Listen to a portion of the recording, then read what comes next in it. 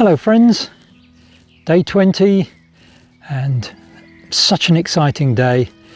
Things are going really well, but today in particular because I crossed the Severn Bridge and I'm therefore in Wales, which is the first great thing, but even better than that, a very generous donor yesterday donated £1,000 plus gift aid on the Just Giving page. Thank you so much, Tony. Your donation will mean that a child will be rescued from an orphanage, put in a proper family in their own country, and their lives will be transformed forever. Thank you so much.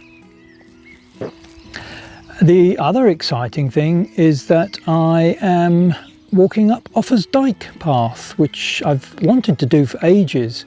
It's quite challenging, over 3,000 feet of ascent today, but quite good views in places. After crossing the Severn Bridge, I went into Chepstow to get some food, but sadly nothing but supermarkets. So I had a brunch instead, which you'll see in a minute. So let's have a look at some of today's views.